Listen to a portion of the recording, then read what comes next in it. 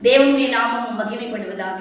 Lent நாட்களுடைய 17ஆம் நாளாகிய இந்த நாள்ல நாம் இயேசுவிடம் எப்படி கிட்டி சேர வேண்டும் என்று பார்க்கும் பொழுது, யோவான் 3ஆம் அதிகாரத்தினுடைய 29வது வசனம், மணவாட்டியை உடையவனே மணவாளன், மணவாளனுடைய தோழனோ அருகே நின்று அவருடைய சொல்லை கேட்கிறவனாய் மணவாளனுடைய சத்தத்தை குறித்து மிகவும் சந்தோஷப்படுகிறான்.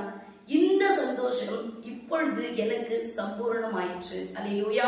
இந்த வார்த்தைகளை யோவான் சொல்லும் பொழுது, மணவாட்டியை உடையவர் தான் மணவாளன், ஆனால் மணவாளனுடைய அருகில் நிற்பவர் அவருடைய தோழன்.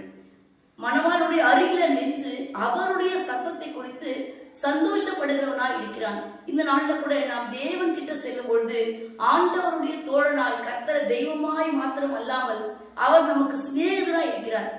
ஒரு சிநேகிதனோட பேசுகிறது போல ஆபிரகாமோட பேசின தேவன் தன்னை காட்டிக் கொடுக்கிறான் என்று தெரிந்தும் கூட யூதாசை பார்த்து சிநேகிதனே என்று அழைத்த தேவன், இந்த நாள்ல நாம் ஆபிரகாமை போல இருந்தாலும் யூதாசை போல இருந்தாலும் நம்மை சிநேகிதராய் நினைக்கிற தெய்வம் அவர் மாத்திரமே.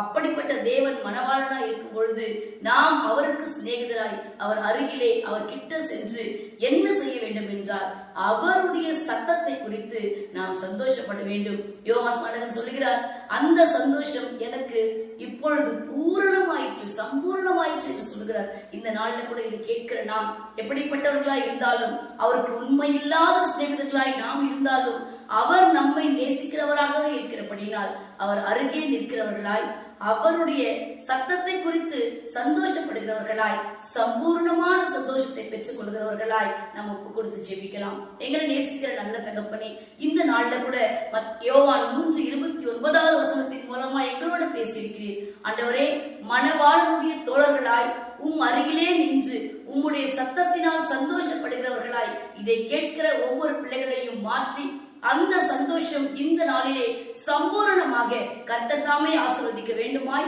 இயேசுவின் மூலமாய் ஜெபிக்கிறோம் நல்ல பிதாவே. ஆமென். கர்த்தர் தாமே உங்களை ஆசீர்வதிப்பாராக. ஆமென்.